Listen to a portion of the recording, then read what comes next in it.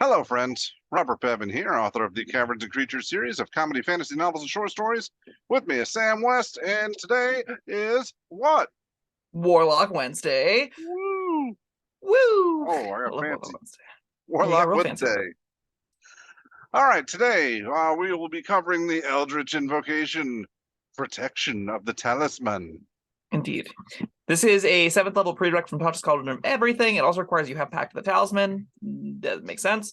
Whenever the wearer of your talisman fails a saving throw, they can add a d4 to the roll, potentially turning the save into a success. This benefit can be used a number of times equal to proficiency bonus, and all expenditure is restored when you finish a long rest. Now, viewers at home, listeners at home, all of you fine folks, you might be wondering, well, Sam, what does Pact of the Talisman do? It lets you do the same thing, but to ability checks. So where this lets you add a d4 to saving throws a number of times equal to proficiency bonus, Talisman lets you add it to ability checks. So protection gives saving throws, base gives ability checks. You can give it to somebody, they can use it, all those bonuses, or you can keep it on yourself, and that's normally what you do. And then you have a bunch of free d4s for your failed ability checks and saving throws and stuff.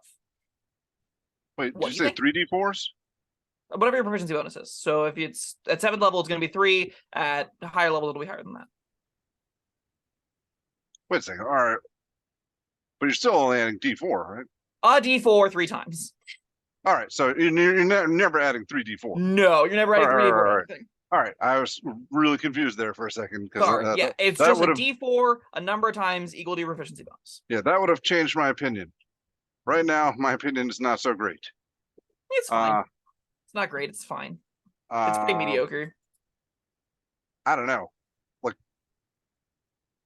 no, I'm not a fan. Look, if it was a straight up adds 4, okay, but d4, that's I feel like more often than that, that's not going to make a difference.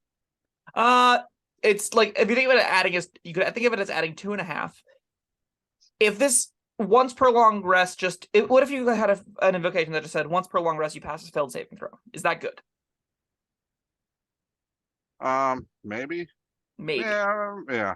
I'll stick with maybe. Somewhere it's fairly usable. It's not that exciting in it, but it's fairly usable. I think that's around what protection will feel like, except protection sometimes gives you more, sometimes gives you none. Sometimes you'll go from, failing 2 really critical saving throws, passing both of them thanks to the d4. Sometimes you'll roll 5 in a row and they'll all still fail, and you'll be like, this feature does nothing. That as an invocation is not great. Additionally, Pact of the Talisman on its own I don't think is particularly exciting nor particularly powerful whenever you're competing with Pact of the Chain, when you're competing with Pact of the Tome. Both of that gives you a lot of features and really awesome invocations that give you a lot, or invocations. They give you a lot more like interesting stuff to do, like empowered familiars or bonus ritual spells or other stuff like that. Talisman's just, you get a little bit better on saves. A couple of times per long rest. One thing I do like is that you don't have to choose to use it before you make the roll. So you can roll, fail, and then, but I think it's going to depend on your DM. If your DM is the sort of person that says you need to roll a 15 or higher, and you roll a 14, then okay, I'm using this. But if they don't let you know what the roll is beforehand, then you're gambling.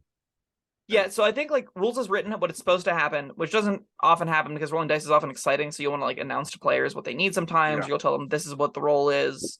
Sometimes you're just rolling in the open and everyone sees the results. I believe rules is written what's supposed to happen is you roll privately and the DM just lets you know if you roll success, if you would succeed or fail, right? They would just let you know. They not telling you the DC. You will fail this roll or you fail to the saving throw or whatever. Yeah. It being non-known information, this is quite bad. If it's known information, if you can like suss out what the saving throw DC is, it's a lot better because then you can be like, okay, and you also start making a lot of saving throws. That you're not often making 3, 4, 5 saving throws per long rest in some campaigns, especially if there's only like 1 or 2 encounters per campaign. So where you're getting the use out of this isn't always that great. You'll often just always use all of them because you want to use them, but it'll still be better if you're making lots of saving throws and you can figure out what the DC is and if it is worth using because they can actually make a meaningful difference. If it can turn a fail into a succeed, you should use it. If you know you're within 4, you should use it because 25% chance to turn a miss into a hit or a hit into a miss, a fail into a success is very good. Right. If you don't know, it's a lot more like, well, am I just using this for no good reason? And that feels really bad if that ever happens. So it's not ideal. Yeah, especially if your DM's a real dick and he says, yeah, you rolled a 12. And, yeah, you needed a 20 for that.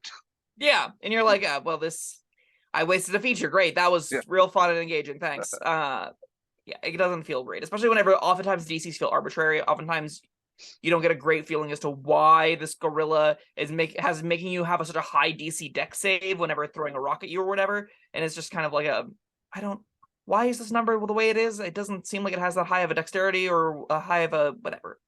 It can absolutely lead to some frustrations. So all right, yeah, I don't think this is enough for me. I don't think it's enough for most players. I think if you're taking any of the Talisman ones, you're taking the one that lets you teleport first and foremost, which is Bond. Yeah. So Bond of the Talisman is the 12th level one that lets you teleport and swap places with whoever's wearing the Talisman, which makes it a really interesting ability. I really think it should be baked into the base feature in some way, shape, or form, because just the D4 on saving or ability checks is not compelling. So a lot of people just don't take it because it's not that compelling. I even think like Rebuke is the other Talisman option you get, which lets you reflect damage or deal psychic damage whenever the thing is hit, and push it up to 10 feet away. So like, there's some interesting stuff there. This is definitely the least interesting and probably least powerful of the options. It's still, if you're ever turning a failed save into a success, especially a mental save, one where like you'll go crazy or become incapacitated or get paralyzed or something, having that not occur is insanely useful. So I'm never going to say this is unusable.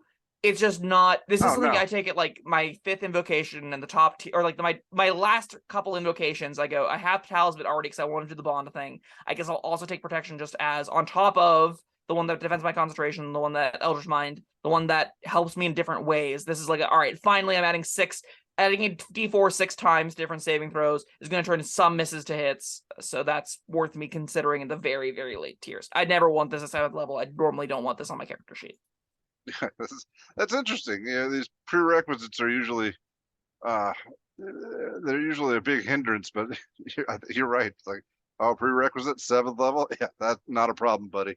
Yeah, and whenever you're getting less uses of them for the early game, it feels worse then too, right? Like it's like, oh, if I only you never get 2, you always get at least 3, but 3 still doesn't, and they're per long rest, so you're not even recharging them with a short rest. You're like 3 per long rest. If there's 3 saves total, it'll feel fine. After that, you're like, give this ran out of features and only passed one of the saves I would have failed. That doesn't feel great. But then when you're getting like 6 of them, you're like, okay, every save I'm making with protection of the Talisman at least. It's like a passive D4 to all saving throws, and that's kind of fine. And there's other thing, like you can pass it back and forth. You can give your Talisman to your friends. If everybody needs to cross this rickety bridge or something, and you need to make not a check, but a dex save.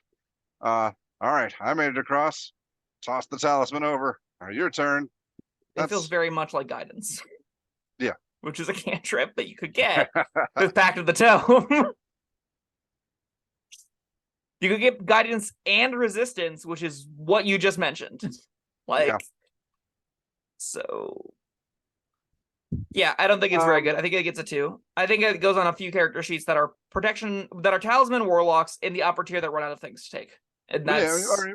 I mean, like, you're saying you can get these with Pact of the Tome, but we're already Pact of the Talisman for this even to be a consideration. Yes, you already took this because you wanted Bond of the Talisman at 12th level, which is the real only reason to take the Talisman in the first place. I guess you'd actually take Rebuke at whatever you get it at 3rd level, and then you take Bond at 12th, and that's, you have to want to play that character first, and then maybe Protection's the 3rd thing you take down the road. And when you already have 2 invocations you would rather take over it, man, this is tough. This might be a 1. I think it deserves it too. I think it deserves it. I mean, just because you're Pact of the Talisman, you don't have to take Talisman specific invocations. Yeah, but you don't want to take Pact of the Talisman if you're not taking its invocations, because the base pact is quite bad. The base pact is guidance. All right. Yeah. That's not great. I'm not arguing with you. I think I like this less than you do, Ed. I was just trying to grasp for things. But yeah, I'll agree with you too. It's not. I mean, we've talked about some trash, and this isn't that level. No, this is not bottom of the barrel invocations. It's just like, it's close. Yeah, it is close. But yeah, it can get you out of a bind. You can, it's a little bit versatile. You can share it with your friends, whatever. But nothing I'm gonna get excited about. 2 sounds about right. Anything else to say? Closing thoughts? No? Take any of the other packs, unless you are level 12 already. All right. Well, that was Protection of the Talisman. Thank you, Sam, and thank you everyone for joining us. Let us know what you think of Protection of the Talisman down in the comments below. You might love it. Let us know why. You might hate it more than we do. Let us know why. Yeah, and we'll see you next time. Bye-bye. Thank you for watching. If you found this helpful, informative, or entertaining, I'd really appreciate it if you hit the like button below.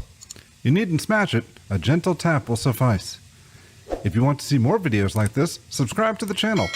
And make sure you check out the links in the description, where you'll find my Caverns Creatures series of comedy fantasy novels, Sam's full review of the spell, and other fun things.